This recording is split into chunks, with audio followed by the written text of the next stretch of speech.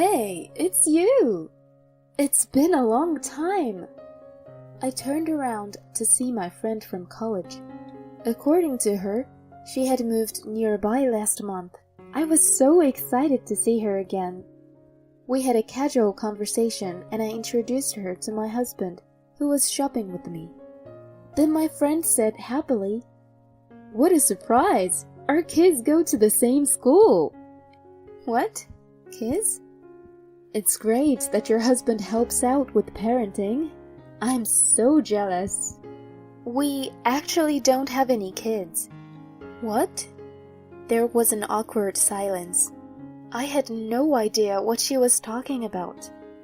But other day, my friend told me something so unexpected, and this caused a big rift in our relationship. My name is Mary Miller. I am 33 years old. I have loved drawing since I was a child, and after graduating from college, I went to a design school. Though I got a job at a production company, I was unable to do the work I wanted to do.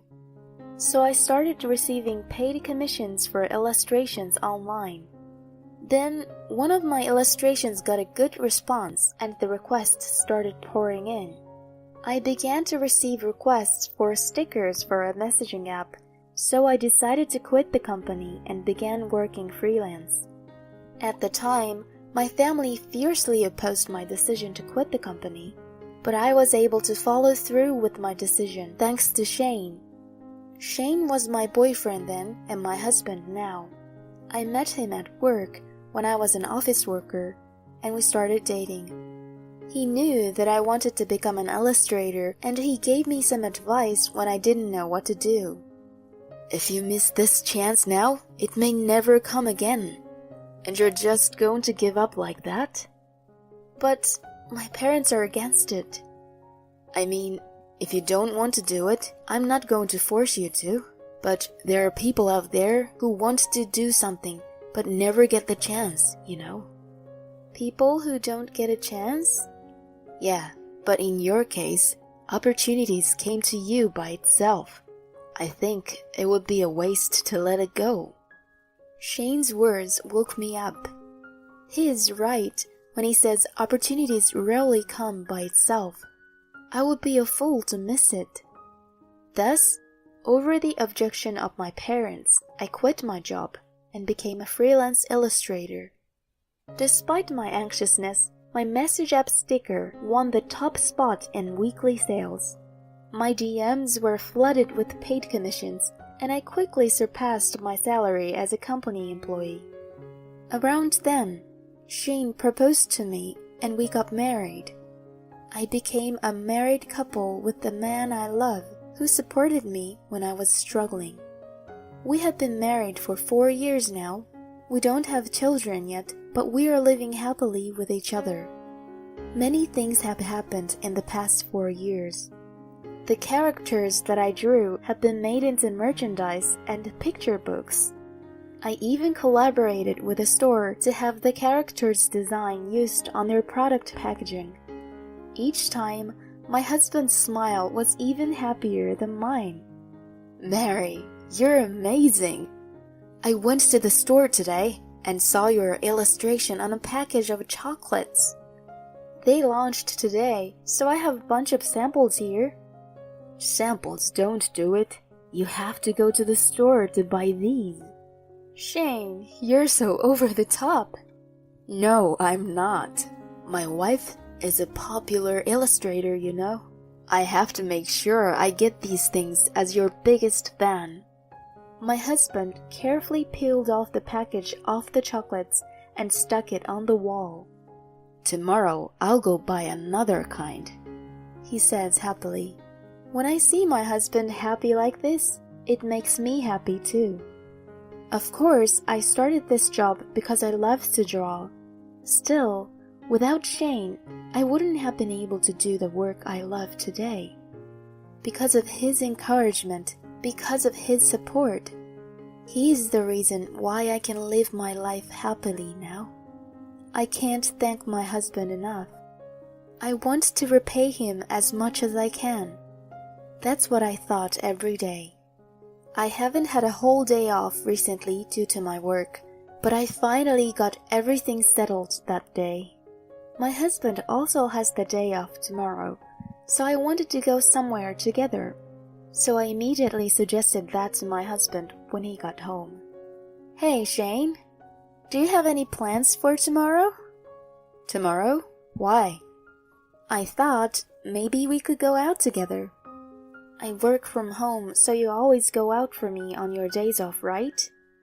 Well, I figured you wouldn't get as much done if I was home. Even on his days off, my husband is very considerate of me and leaves the house. I don't care who's there, and I'd be more than happy to see him at home. I can't deny his consideration because he seems to be caring for me in his own way. It's been a long time since we've had a day off at the same time like this. I was eager to go out for a change, so I thanked him.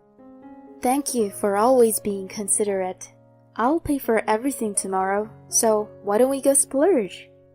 Oh, well, tomorrow is a bit... What? You're off work, right? Actually, I have to work on my day off. I'm having a hard time with my current project, so... You never used to have to work on your days off. You must be really busy. Yeah, you make a lot of money, right? So, I thought I'd better not let you down. Shane, we don't usually talk about it, but there is a big difference in our incomes. Shane works for a small company, so his salary is about average. I, on the other hand, earn quite a bit of money from collaborations with various companies and regular sales of app stickers. Perhaps my husband is self-conscious about that. However, if I told him that he didn't have to worry about it because I earn the money, it would destroy his pride. If he wants to quit his job and become a house husband, that's fine. However, he is still working as hard as he can to keep up. If that's the case, it would be unreasonable for me to refuse that. I felt sad, but I tried to smile so that he wouldn't be bothered. Oh well, if you're busy with work, I guess there's nothing I can do about it. Let's go on a date some other time. I'm sorry, Mary. It's your day off, so you should go out somewhere to get your mind off of work. Yeah, I'll do that. It's okay to relax at home, but it's more refreshing to be outside.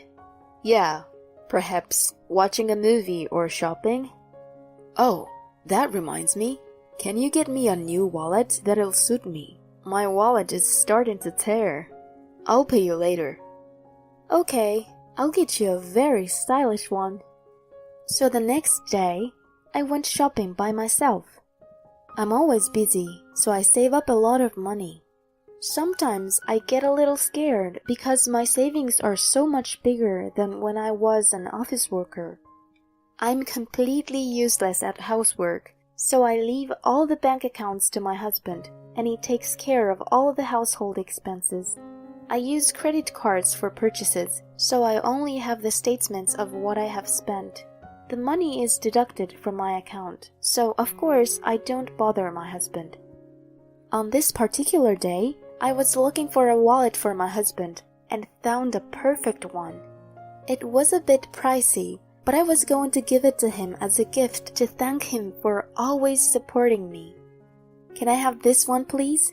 Can I get it wrapped as a gift as well? I'm just giving it to my husband. I just bought the purse he asked me to buy. Some may think that. But for me, even these small surprises are part of our communication as a couple. I hope he'll be happy. With this thought in mind, I went home. However, my husband didn't seem to come home, and after 10 p.m., I received a message that he would be working overnight. In the past, he used to call me when he was about to head home and had dinner with me. But recently, I feel like this is happening less and less. Is it just he works overtime and comes home late? Or is he just concerned about me? I felt an indescribable feeling. After that, we continued to miss each other, and the time we spent together decreased drastically. I couldn't even give him the wallet I had purchased for him. Then one day, my husband asked me if I wanted to go shopping with him out of the blue. Although I still had some work to do, I was happy that he asked me out, and I readily agreed. We went to a shopping mall a few blocks away and looked around the various stores. "Hey Shane, let's get a new matching mugs." "Oh, that's a good idea. We've been using our current one for quite a while." "There's a lot of cute tableware too." "I'm gonna go check out the glasses over there." "Okay." We've been using our current dishes since we got married, and they're nicked in some places. While I was looking at the pretty tableware, a voice called out to me from behind. "It's you, Mary. It's been a long time." I turned around to see my friend from college, Emily. "Emily! Wow, it's been so long! How have you been?" "I'm doing great. How long has it been?" "I haven't seen you since we graduated from college, so it's been more than 10 years. You haven't changed at all. And you look as cute as ever, Emily." "Oh, please. I'm exhausted every day." "Well, what brings you here today? I heard that you got married and moved to the East Coast with your husband." "My husband gets transferred a lot with work, so we actually moved here last month." "Oh, I see." I was so excited to see my old friend again, especially because I didn't have any friends nearby that I could meet so easily. "What are you doing here today? Are you here alone?" Emily asked me, just in time to see my husband coming this way. I called my husband and introduced him to her. "Emily, this is my husband Shane. I've told you about marriage, but we haven't had a wedding, so this is the first time you've seen my husband, isn't it?" My husband smiled at Emily and introduced himself. "Emily has a husband too, so we may be able to be family friends in the future." While I was imagining such a thing, she said happily, "What a surprise! Our kids are in the same school." "What? Kids?" The unexpected statement made me pause for a moment. We don't have a child, so we've never even been to a school. Without noticing my agitation, Emily continued with a smile. "It's great that your husband helps out with parenting. I'm so jealous." Parenting? What do you mean by that?" "It's not every day that a father comes to pick their child up from school. I'm the one who always picks up my kids from school. Your husband is so nice." "Wait a minute. We actually don't have any kids." "What?" There was an awkward silence. I had no idea what she was talking about. I looked at my husband, who had turned pale and was slumped over. I asked Emily why she thought we had a child. She was slightly confused, but started talking. "I saw your husband at my kid's school the other day." "You mean Shane? Are you sure?"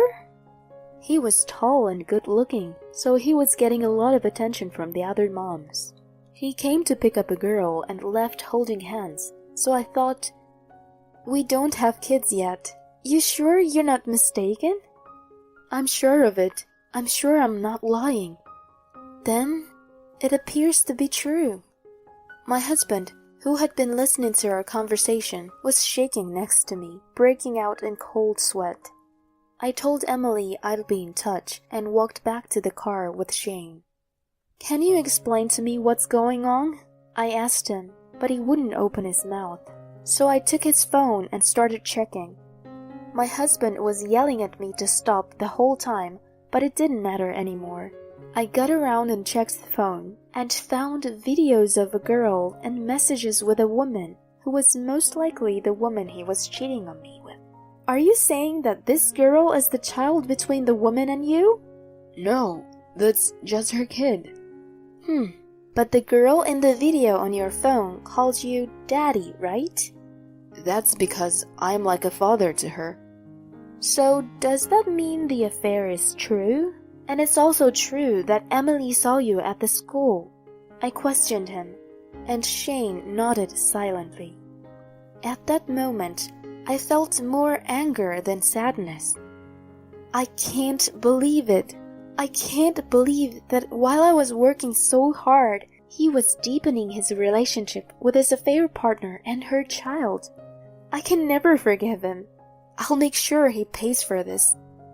I drove the car to the state office where I picked up the divorce papers and demanded my husband sign them. Here you go. Fill this out right here, right now. Wait a minute. I have no intention to divorce you.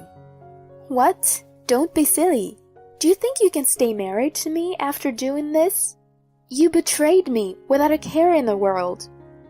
Forgive me, please. It was just a little bit of a whim. I've only got intimate with her a few times. Believe me. It doesn't matter. You were with her child as a father, weren't you? At that point, it's impossible. That's disgusting. I trusted you. I even bought you a new wallet as a gift, and you trampled all over my heart. Mary, please, don't throw me away. I don't want a divorce. My husband was still half crying and would not sign the divorce papers. I got impatient and took him with me to my in-laws' house. When we arrived, I revealed everything in front of my in-laws. They were furious and ordered my husband to sign the divorce papers on the spot. I know he has a weakness for my father-in-law. My father-in-law is a strict man, and he would never tolerate anything unethical. After getting his signature, I stormed into the house of the unethical woman with my husband leading the way. Luckily, her child was at school, so the woman was home alone. When I asked her about the situation, I found it very hard to believe. Apparently, my husband lied about being divorced and contacted her.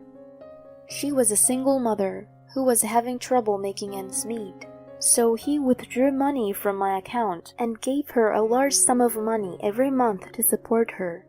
He lied to her that he worked for a major company and gave her money that he falsely claimed was his salary. When I told her that all of this was a lie, she glared at my husband with disdain and told him to never show his face again. She, too, was in a way a victim of my husband. Thus, my husband was easily dumped not only by me, but also by the woman with whom he was having an affair. We later filed for divorce and our marriage ended. I declared alimony for the affair as well as a total of $20,000 that he withdrew from my account without my permission. As for the affair partner, she did not know my husband's true identity, so I did not claim any compensation. On the contrary, she contacted me right away and said she wanted to return the money. Apparently, she had been saving the money Shane had given her every month without spending it. I gratefully accepted the money. Shane, now alone, paid my alimony in one lump sum and was in debt. He had no support from his parents, and after moving to a studio apartment, he was living a much poorer life than before. He lied, cheated on his wife, and spent his wife's money without permission. He deserved it. I, on the other hand, bought a new apartment and a new room to work in. I see my friend Emily regularly, and we talk about many things. If I had not met Emily that day, I would still be cheated on. She felt sorry for me, but I can only thank her. I am going to enjoy my life from now on to make it even better.